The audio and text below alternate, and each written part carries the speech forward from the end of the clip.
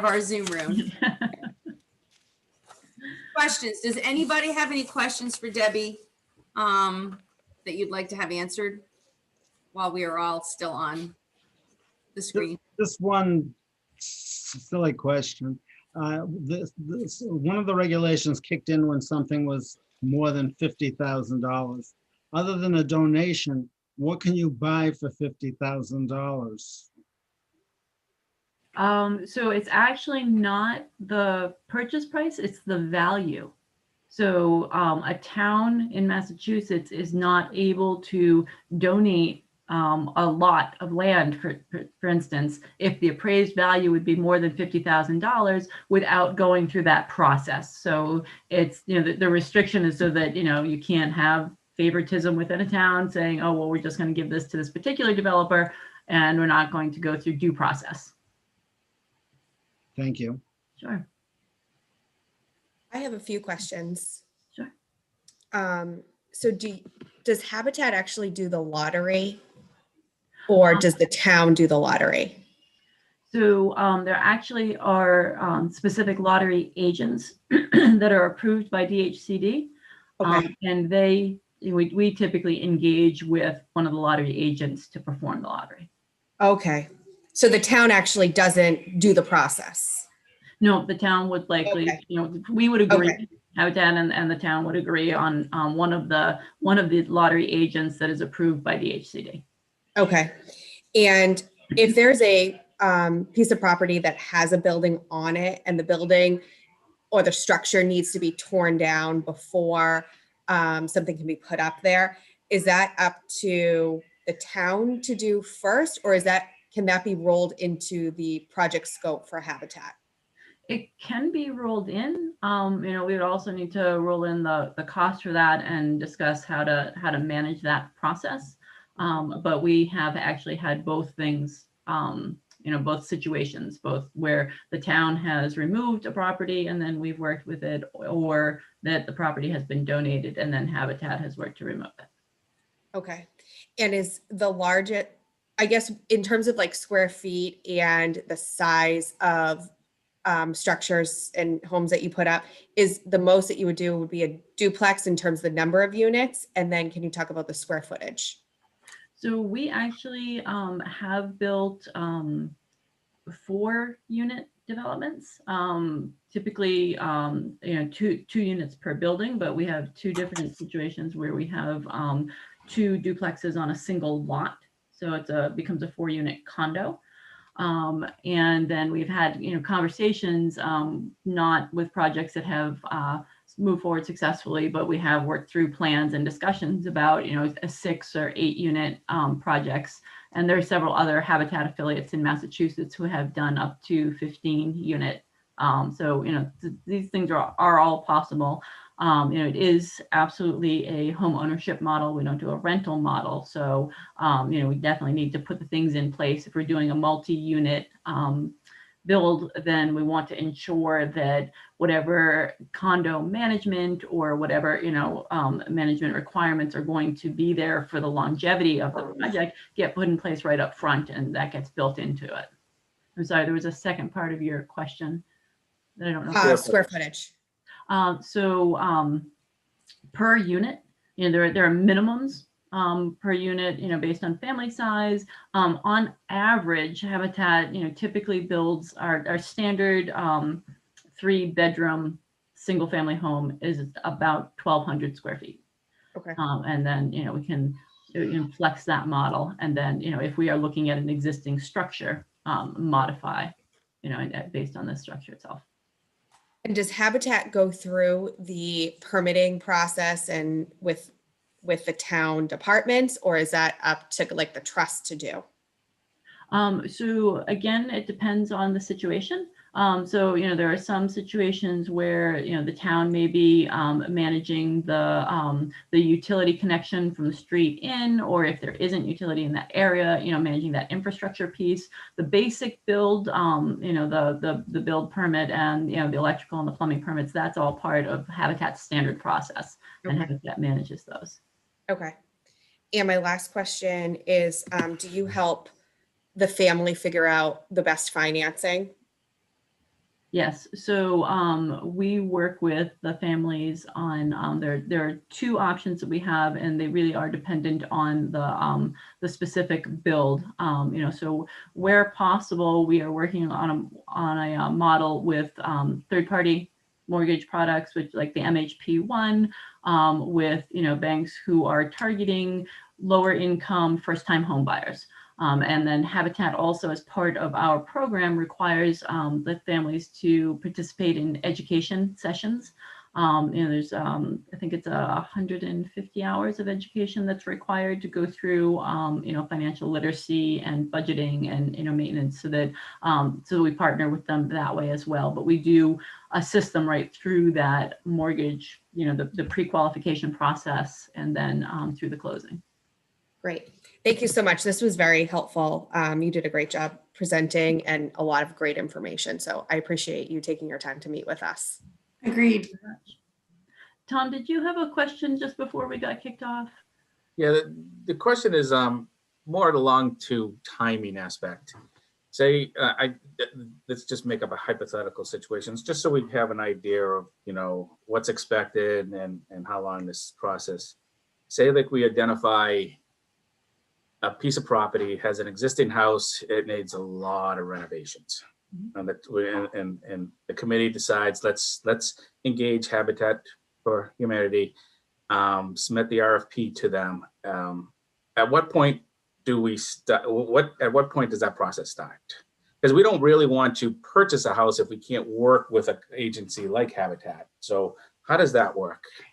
So the way that it typically starts is that once the housing trust and the town have decided that they want to move forward with a project like this, they identify some options, and then Habitat will meet with you. We'll go and do a walkthrough and look at properties and discuss the viability of particular properties, and either say, this wouldn't work for our model for whatever reason, these ones will work. So we identify that right up front.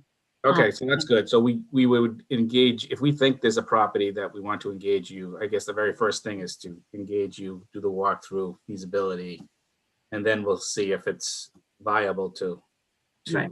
go through. Okay. Yep, our construction managers really great at pulling together the various aspects of the budget for rehabs versus new builds, and we do the assessment based on the viability of what it will take to make that project actually into a home. Thanks. Sure. Does anybody else have any other questions? Okay, I have one. I wanted to go last though. There is a repayment program, I believe, through Habitat and or a federal program. Is that correct? Do you mean for the homeowner or? Yes. So if they get the house, but they can't really afford it, so they need a loan. And my understanding is Habitat does help them with that, with some type of a repayment program. But there's also a federal program that's available to them. So Understanding? Yeah, let me see if I can, I'm not sure that I understand the question, but I'll try to answer it, give some information, and then we'll see if we can't hone it if I haven't answered it quite yet. So when Habitat finishes a project, the home is sold to a family with a mortgage. So it's typically a 30-year mortgage, like any other mortgage, the difference being that either it is a low interest mortgage, but the sale price of the home is based on the family's income.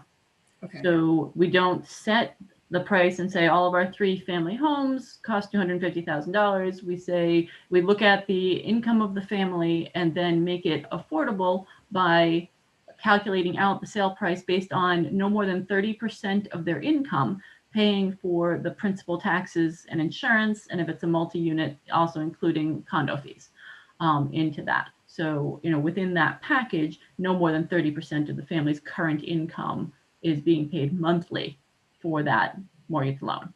And whether that loan is paid to Habitat or paid to a bank through one of the low interest first time home buyer programs, it's the same process. if they are paying through one of the banks, then the interest portion is also included in that 30% calculation. Okay. My understanding is that there's either a federal program or a state program, and that it's economically targeted. The areas are economically targeted for those loans. Am I not understanding something correctly with that? I'm not sure. Like, there's only some programs depending, I guess, on the area. Like Southborough is a pretty affluent town, or considered to be one. So it'd be Newton. I mean, there's a lot of Wellesley. Are there loans that only pertain to certain areas for affordable housing, or is that not a thing? So not end user mortgage loans that I am aware of, with the exception of USDA offers their first time home buyer mortgage loan is only for rural areas. It's not an income based, but it's a density based. Okay. So that's the only one I know of for end users. There are programs within the state, with the Housing Choice Bill and other bills that have been passed by Governor Baker that allow a developer to apply for funds in a specific area to support, but that's bringing in then state funds, which would change a project from a local action unit project to a LIP or 40B project. And so that's a different process. It tends to be a larger process with a lot longer time because you're working with state subsidy funding. Okay, so if Southborough, say we have a project, we want to work with you on a project, is there any project, and you've approved the viability through you, is there any project that we would not be able to get funding for a family through Habitat, that we would have to actually have researched different areas or criteria, or programs, groups that would be able to help the family? Is that something we would have to do in addition to working with Habitat, or do you guys do that legwork? So we do the legwork, for all the projects that we have done to date. If you were interested in doing a 20, 30, 40 unit project and it was a much larger, then we might look at a 40B state subsidy, larger investment type thing. But if what you're looking for is a single family or a duplex, or even a 4 or 5 units on a lot that can handle that, then that would be Habitat working with the families, and it would be something that the town was working through. Perfect. Answer my question. Thank you. Sorry if I convoluted getting to that. Yes. Alex, you're muted. Alex, you're muted. Thanks, Debbie. Do you have any idea how many people in my life wish they could mute me? The 30% makes sense from the affordable standpoint. Is it Habitat for Humanity, the government, or who makes up the difference? So Habitat takes a loss on every home that we build, essentially. Which is, why we work with foundations and corporations to do the fundraising, because financially, the mortgage that we get for the selling of a home doesn't pay for the building of the home. So the loss is taken from the actual purchase rather than extended for the 30 years in terms of subsidizing it. So we do have the mortgage extend for a full 30 years, but at 30% of the income, that still doesn't typically cover the cost of construction, especially now. So there is always a write down. There's always a loss on the property. And again, that's where the fundraising and CPA funds and corporate donations come in. So Debbie, that you mentioned the CPA fund. So going back, I guess I want to follow the money a little bit. We identify a property. Where's the financial commitment from the towns? You said Habitat takes a loss on every one of their projects. I guess I'm thinking about where's the town spending the money, and what's the expectations of the town to spend the money? So our most common process in working with housing trusts at this point with CPA funds is that the land is typically donated by the town. And then some portion of the project cost, typically between 20 and 50% of the project, is funded by CPA funds. Okay. And so 10% of those funds are allocated for affordable housing, and then it's the project presentation, right? And Habitat will join to present to the CPC about a particular project and give all the details, and we've dug into the financials for the builds because it is always surprising to CPCs how much it actually does cost to build a single family home. The home builds are typically in the vicinity of $300,000 for a 3-bedroom single family, even though it is volunteer labor. That is shocking information to folks. They just think that volunteers are doing it, doesn't cost any money, but it's the materials and it's the utility connections and all those things that really where the bulk of that cost comes in.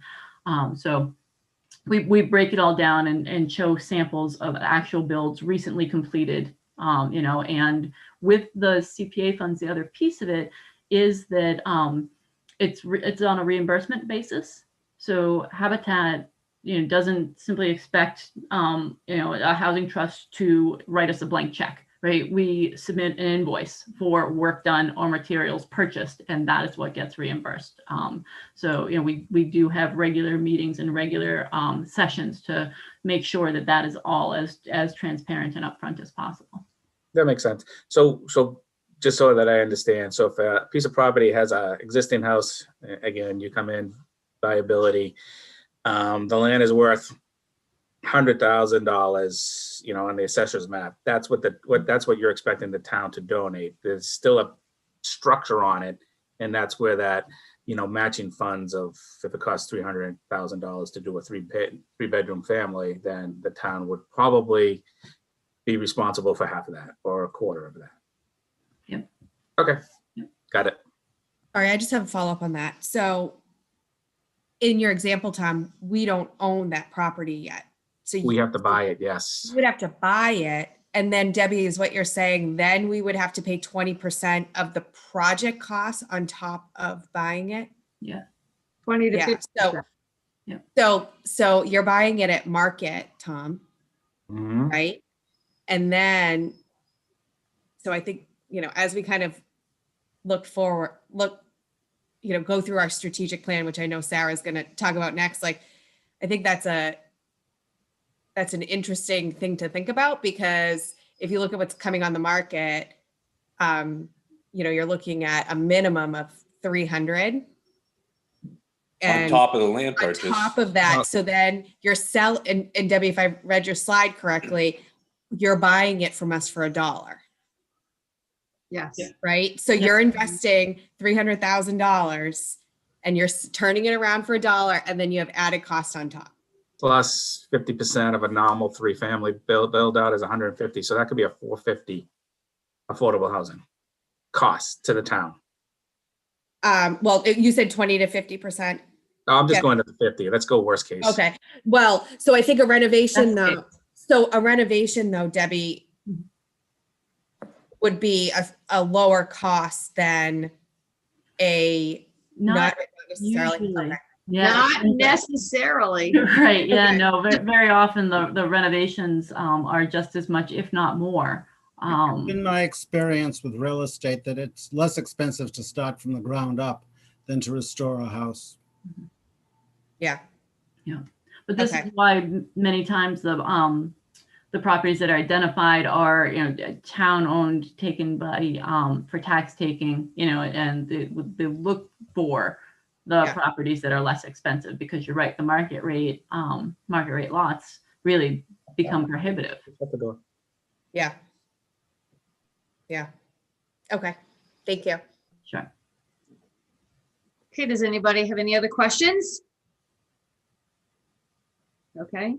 I just want to make one comment though. You mentioned that house in Northborough. Mhm. So me and John, we used to belong to a gym, and there was actually this one, we'll call it a 20-year-old woman that was also part of the gym. She actually worked on that house in Northborough. And it was great, you know, every Saturday she would do that. She would go over there and stuff. And she was looking forward to doing it. She was happy to do it. You know, I think it was very fulfilling for her, and you know, it sounds like a great organization. Thank you. Yeah, no, it is fun. Actually, I personally did construction for 3 years with Habitat in Georgia full time. And it was, you know, part of where I became a lifer. You know, it's addictive. You get out there and you start doing it. It's addictive work. So. Okay, does anybody have any other questions for Debbie before we allow her to get back to her life? No, just thank you for coming out, Debbie. It was a great presentation. Yes, Debbie. Great Thank you. information. Thank you. Thanks for Fantastic. being Thanks here for all with of us. that. Thanks for having us.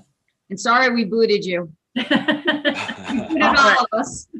But yes, you'll be hearing from me anyway. I'll be speaking with you. All right, great. Thank you so much for your time. Yeah, bye-bye. Bye. Thanks, Debbie. Bye. Okay. Well, beside getting booted, I thought that went pretty well. Yeah, I agree. Great information. Yeah, so I saw a presentation with her, I think like 3 years ago with CPC when I first got on the board. And David came out with another gentleman from Holliston. I can't remember his name, Brian Clancy. And he actually worked on the Holliston project. So they were talking about that project. And so that's where that federal program question came in, because I had notes in front of me from that last meeting, and they had discussed that that was a possibility, that if the person couldn't get it from Habitat or it wasn't enough, there was another program. So there was a little confusion there. So sorry about that. That's all on me. Before we get to the strategic plan, I'd like to get the minutes approved. So if everybody can take a look at the minutes, does anybody have any changes or want to discuss anything on those? All right, can we get a motion to approve the minutes from Tuesday, February 9th, 2021? I make a motion to approve the minutes from February 9th, 2021 as written. Alex, you have to unmute and say it verbally. Second. Jesse seconded. Okay, this is a roll call vote. So Alex, Aye. Tom, Aye. Jesse, Aye. John, Aye. Chelsea, Aye. and Dorian, yes. So minutes are approved. Okay, moving on to the Affordable House Trust. Oh my God, I can't talk today. Trust 5-year strategic plan. Sarah did email that to you. I don't know if you printed it up or if you can pull it up. Does anybody have any question? There it is. Does anybody have any questions or discussion on this document as it stands right now? This is a first draft. Sarah, do you want to run with this? Yeah, sure. I don't mind going through it a little bit. So this is, again, a first draft of a submission for that MAPC funding in order to create that financial strategic plan to support implementation of the HPP, as well as, transfer of funds that were already allocated at town meeting into the Affordable Housing Trust, and perhaps to draft a warrant language moving forward in order to make sure that those funds, once they're approved at town meeting, are transferred into the trust so that they can be utilized, with less encumbrance. When they are held in the CPC bucket, there's just more strings attached. I know that when we were working with COG, they identified that moving it over into the trust, since we have one established here in Southborough, would be a benefit in order, in terms of expending that funding. So that's what I have for a summary. Anybody have any questions? Anything you'd like to change or add, or? So the only questionable, I think, bullet for me is the second to last one on whether we actually need to develop legally defensible language. I think before we put that in, we should talk with CPC maybe about what the process is for getting the previously allocated funds over to the trust. Because if it's just the trust needs to request it, then I don't know that we need to do this into a application to get a grant for a strategic plan. Agreed. I don't think that needs to be in the strategic plan at all. I think that sounds a little aggressive. And I don't think we need to be aggressive. I think that once the request is made to have that money transferred by the Affordable Housing Trust to CPC, that money will be transferred. It's just never been requested. So basically, if I understand both of you, if we're going to talk to the CPC and see what the mechanism is, I guess if it is very stringent or there's a lot of loops, whatever to go through, then do we want to put on a warrant article to bring over the already approved funds over? So, Tom, it's a good question. It's already been appropriated. So Yes. I don't know what a warrant article would do. Yeah. I have a warrant article to warrant what we already warranted and agreed upon. I mean, I Yeah. think that may be if we get to that point, then I think it's probably a town council question on, I would hope that that's not what would be needed. I'm hoping that with the HPP being completed and now we're making strides towards a strategic plan. We just had Habitat in, I think we're ramping up for coming up with what our 5 to 10 year plan is for affordable housing. I think that will show CPC that we're moving in the right direction. And, we're getting to a point where we really could use funds being available so we know where we're at. Yeah. Yeah. Yeah, I think, Sarah, I think what we should probably do is kind of sit down and write a letter.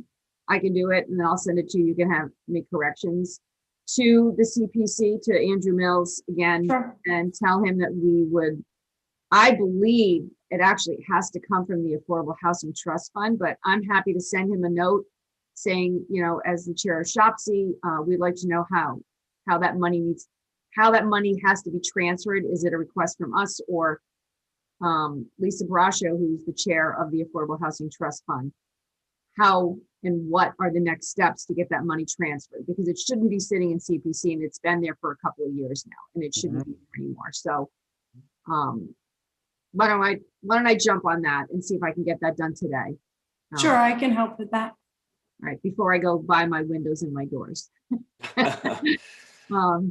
So yeah, let's get that done ASAP, because if we need Lisa Braccio, I know she's inundated with so many different things and going in so many different directions. I'd like to try to take that off her plate, and if SHOPC can do it and get the transfer done, I think that's the route we should go. Is everybody in agreement on that, or? Yes. Okay, Absolutely. Am I muted? okay. So we need to vote to do that. Let's just get that done, Sarah, between you and I. Sure, I'll write something up and get it over to you, and then we can send it off. sure. And so I'm going to strike that second to last bullet, and then I'm going to get this over to MAPC today. They have been, fortunate in working with us, or we've been fortunate in working with them, that they said they'd take a look at it before we officially submitted. So I'm going to get that over to them. Yeah, because otherwise I think it looks great. That was the one bullet was a problem for me too, so.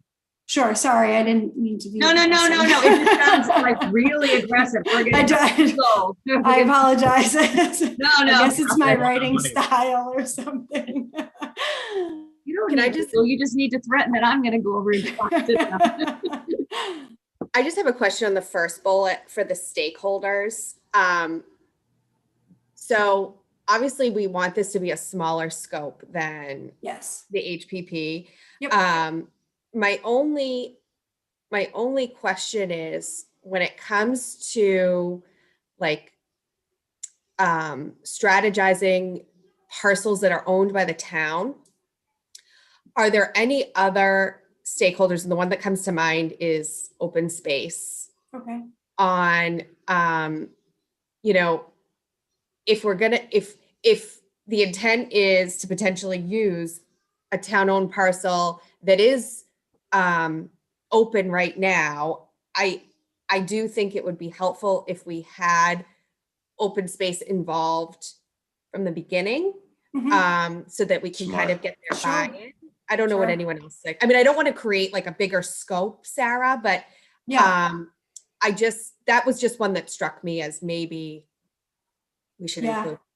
That makes sense. And you know, if anybody else has, you know, others that, you know, we should. The only engage other one that I with, could do that. possibly, and let's discuss it, I'm not sure if I'm for or against it, is if we're looking for property that has been repossessed by the town, like because of a lien, of a lack of payments, a lack of taxes, do we want to have them as a stakeholder? The assessors? Is that who it is? Who The finds out? assessors, Paul Savelli, the assessor's office handles all that. Could I ask a huge favor Should they be a key holder? when you're done? My cord Could is it in be a key RJ's holder? room.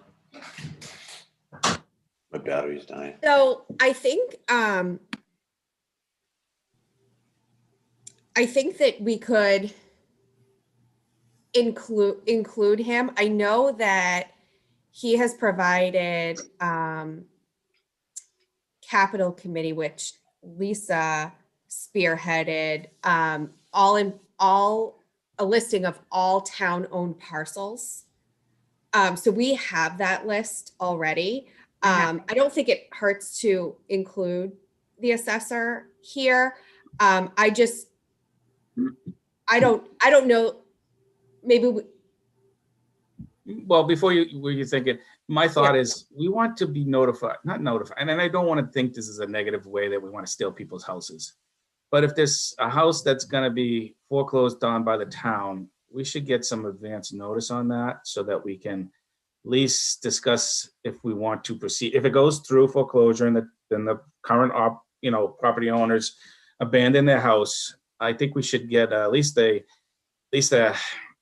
early warning of something like that. And that's what I was thinking, more like the tax collector, not open space.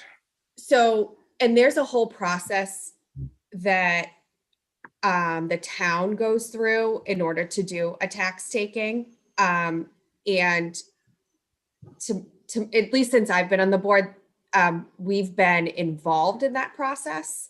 And, I think the majority of what the town has done in terms of tax taking is a parcel in a subdivision that the builder chose not to construct on. Either it didn't perk, or the access wasn't great, or there was too much wetlands around it.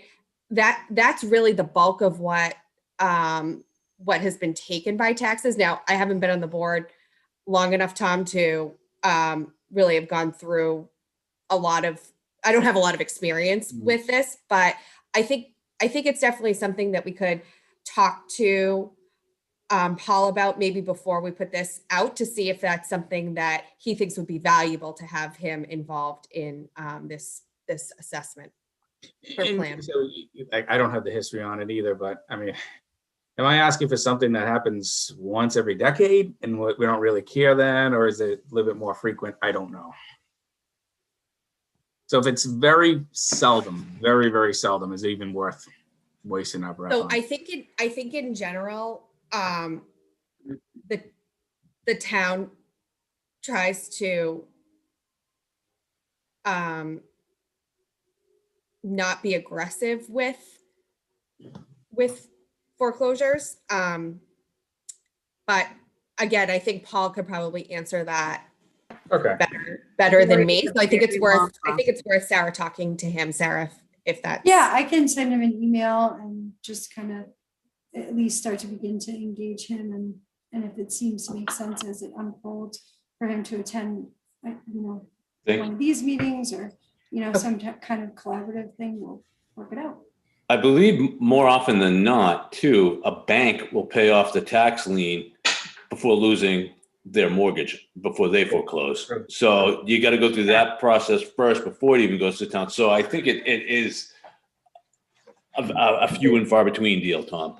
All right, so let's don't even, I mean, like I said, I was just bringing it up for discussion. I think in my mind now, I don't even think we should bother.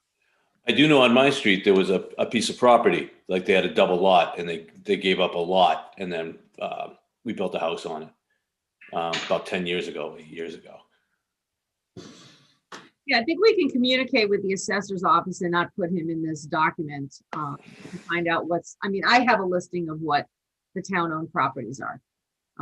When we started this, before we even did the HPP, I actually went around and looked at the different properties that were on the list. And there's really nothing that's a viable build.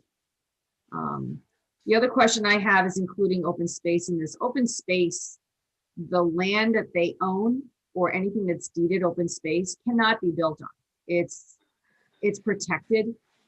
So I think to add them to this again is not necessary because there's nothing that they don't have any land. Anything that they are in charge of is protected, cannot be built on. Nothing can happen to it. It has to stay in its natural state. And the reason for that is to protect it for wildlife and, future generations for beauty and the charm of the town. I don't think we need open space on this document. I don't think we need the assessors either. I mean, Paul is so easy to work with. He can answer any questions. Foreclosure is an extremely painful and very long procedure. You're not talking something that lasts just 6 months. You're talking a very, very long procedure. So again, I don't think we need either one of them on this document, but that's me. To state the obvious, I think both of those would not be a good optic for the commission if people were to notice it. I mean, we don't want to come across as trying to take public land that would be parkland or drive someone out of their house because they can't keep up their payments.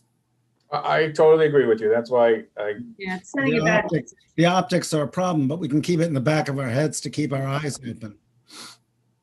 Well, we can ask, Paul to, communicate with us if something becomes available that, it's a last ditch effort. They can't do it. And it makes me sad that somebody loses their home. But I mean, I don't believe that we should be putting either one of these groups on this document. I think it is sending the wrong message. And it just kind of muddies the waters here. The more that we add to this, the more complicated we're making it. And neither one of these two groups is going to add anything to this process. So I agree. We should add them. I agree with you, Dorian. The fewer groups that we have to deal with, we can expedite things much quicker. And the groups that we have there, I think are the correct ones. I would take those out. Just me. So we do have that, among others kind of clause at the end of that statement. So, I mean, that way, if there are additional voices that need to be heard, we can kind of reach out to them. But I don't think we need to add that there either. I think all it does is it kind of leaves a question mark. What are you talking about among others? We're very capable of asking other groups on our own. I don't believe that we need to add that on there. To me, that just kind of opens a can of worms. This should be clear and concise and clean. Just, if we want to ask the assessor, if we want to ask open space, if we want to ask legal, if we want to ask anybody anything, we're very capable of doing it. Again, that just throws a question mark. What do they mean by others? Like, what is that? Like, take it out. It just adds confusion. So Dorian, could we ask Sarah when she meets with her MAPC contact? I mean, they see a lot of these applications and they're the ones that would be doing the work. Can we ask Sarah to get some guidance on this? Yeah, absolutely. Absolutely. Sarah? Because I would, if there's somebody else that we should be Sounds good. including that they're looking for to be included in this, then I would hate to not include it and have it limit our ability to receive the grant. Yep, nope, that's a great suggestion. Sarah has it written down right there. Yeah, they may know of a group that should be in there that we're not even thinking of. But I just want to make this simple and very clean and very easy to understand and, boom, boom, boom, not, oh, should we do this? Or, oh, should we ask that person? Or the fewer people that we have to confer with and ask about things and get things done, the better it is for us. The more people involved, the more convoluted it gets, the more confusing it gets. We just want this to be something we want to help as many people as we can, as easily as we can, and not make it complicated. So, Sarah, if you wouldn't mind asking. Sure, absolutely. For their suggestion, if they believe somebody else should be added to this list. Again, this is just the first draft, guys, so we're going to be seeing this again. This is not a final. This is just meant for discussion today. Anybody else? Is Jesse still there? I can't see him. Yeah, I'm here. What's up? Oh, there you are. Oh, there you are. Hi, Jesse. Okay. Any other questions on this document or comments for a first go? Okay. All right, Sarah, if you wouldn't mind discussing this with the MAPC, and let's get their feedback on it. And then Absolutely. Bring this back for our March 9th meeting, if it's possible. Yes. So we can try to hammer this out and get this done as well. Great. Okay, so now you all know that our next meeting is on March the 9th, Tuesday, March the 9th. Hopefully that's okay. I do have one process question related to this. So I believe the CEO, quote unquote CEO of this, of the town needs to sign off on this grant application. Is that right, Sarah? Yes, it is. So Correct. in order to do that, does this need to be requested from Shopsy to the Board of Selectmen, or does it need to be requested from the Shopsy to the trust to the Board of Selectmen?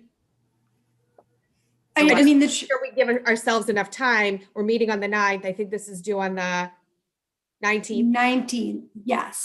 So I just want to So- make sure if we have meetings that we Yes. need to schedule, that we get that Thank situated. you. Yes, so, we would want to finalize this on the 9th at the very latest. And I do think that between now and the 9th, if we could try to engage Affordable Housing Trust to make sure that they're aware that, we're putting this in kind of with their name on it, so to speak, in collaboration, I think that would be a really good idea. Thank So you. do Just we Jesse. want to, Dorian, do we want to ask the trust to meet the week of the 9th after this meeting? That's probably a great idea. So that way Shopsy takes a formal vote on the document that I Yeah. think Sarah did a great job putting together for us. Yes. And then that way we give our, we already have it scheduled to have them kind of just rubber stamp it. That would be Perfect. great. So yeah, that way we can get it to the MAPC. So yeah, I'll send a note to Lisa Braccio, who's the chair of the Affordable Housing Trust, which I Okay. know is Board of Selectmen, but and then 2 other people, me included. Yeah, so I will do that today. I will Okay. do that today, but I think it has to go to the trust, then the trust presented to the Board of Selectmen. And Yeah, I then, mean, I don't know if you need a vote from both though, because no, well, the Board of Selectmen is the Affordable Right. Housing Trust, So- but Lisa has to present it to the Board of Selectmen. Like Lisa has to present it to the, okay. I guess, yeah, to the trust is the same, it's the same group, except there's 2 extra individuals, so. Right. Also, one other thing. So when I was talking with MAPC, there is not a requirement for match funds for this, grant. However, it does make the application more competitive if the town is willing to kind of put in some sort of, monetary offering. It helps them to extend their funding, kind of around the region. So I just didn't know if we wanted to, engage in a little bit of a discussion about, maybe freeing up, some funds so that we can receive, we're thinking, my MAPC contact thinks that this is going to be a 10 to 15 thousand dollar project. And so, anything that we could offer from the trust would kind of help in terms of competitive application.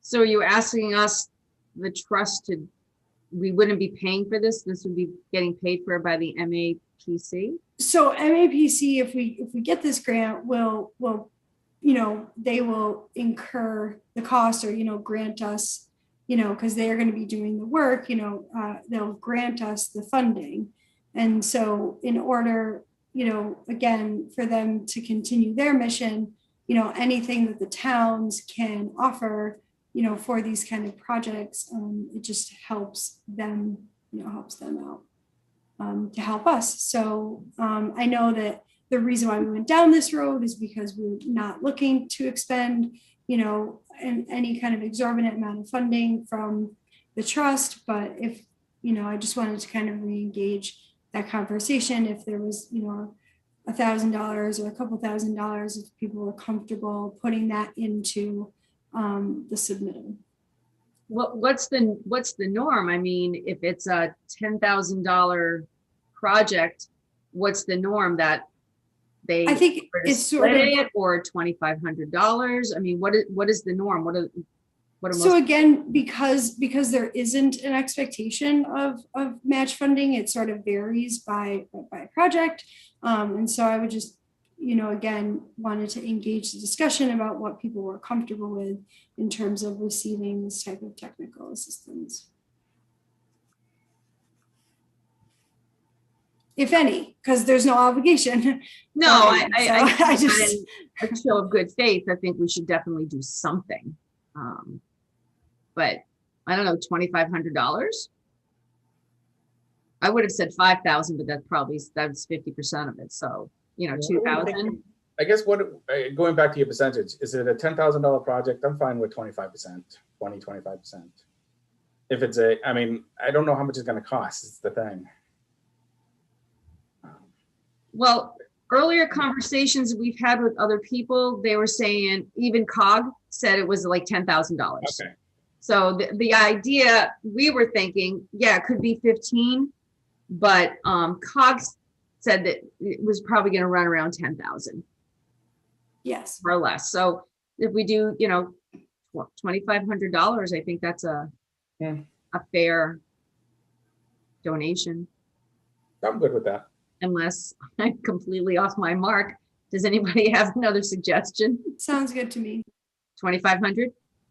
Okay, so that we have to request from the Affordable Housing Trust Fund then to donate $2,500 for this grant?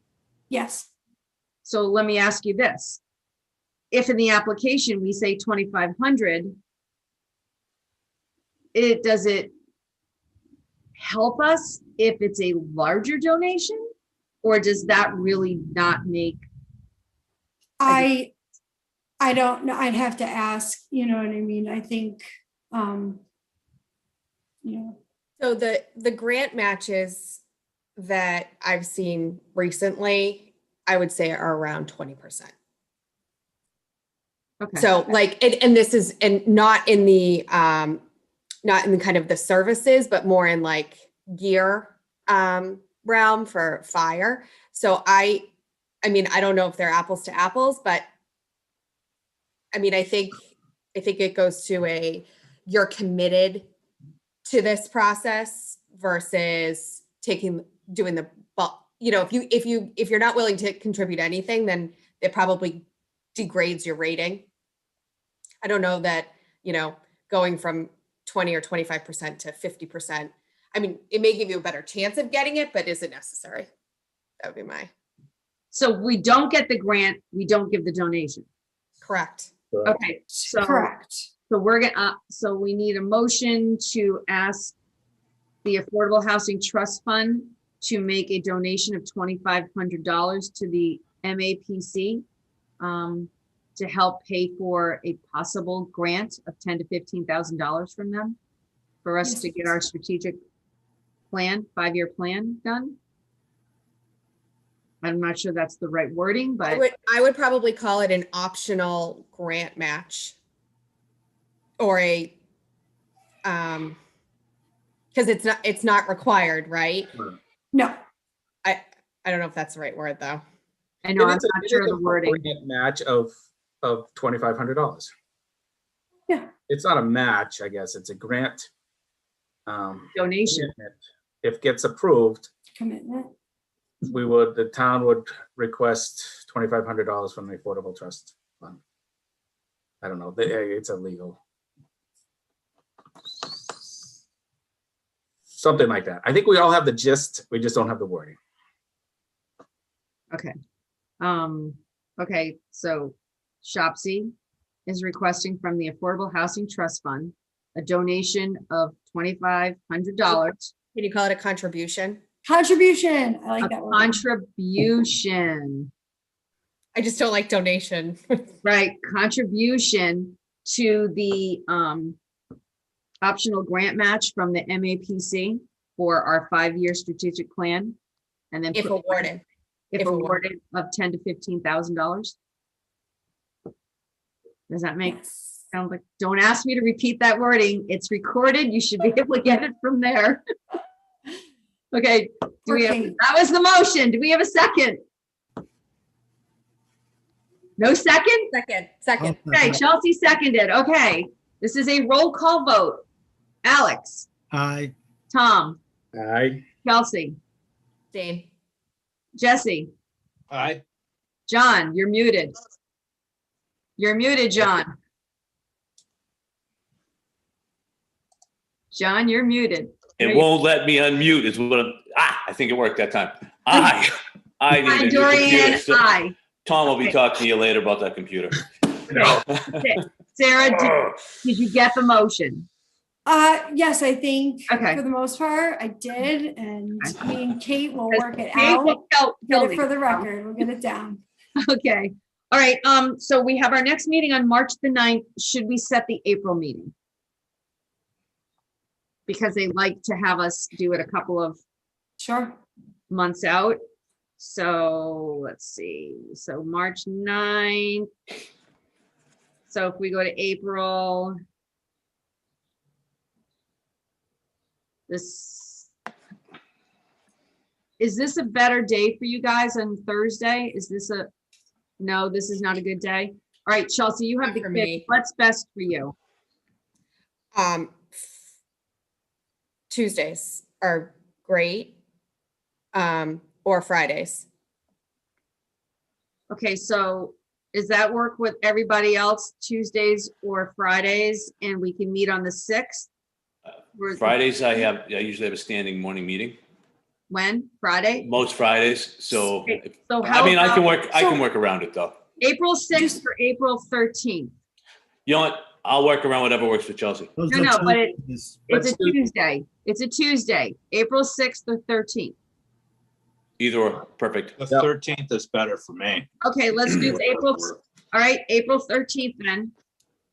And we do have a meeting scheduled for March 26th at this point. That's a Friday at 8 a.m. I'm hoping that we can keep that meeting as well, since we're going to be submitting to MAPC, and it seems like it would be helpful if folks are still Makes sense. available. All right, can we get that in the minutes then too? So we have 3 meetings scheduled now. We have Tuesday, March 9th at 8 a.m. Yep, March 26th at 8 a.m. yes. and April 13th 13th. a.m. That way, if we can get those all on the docket so they don't kick us out of Zoom. Schedule those now. Yes. No kicking us out. That was so embarrassing because we had somebody presenting. So yeah, I was like, no. All right, I think that's it, everybody.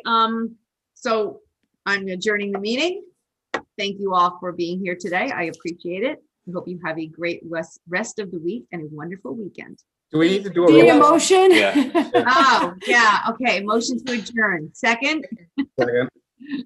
Okay, all those in favor, Alex, Aye. Tom, Aye. Chelsea, Aye. John, Did it come through that time? Jesse, yes. Aye.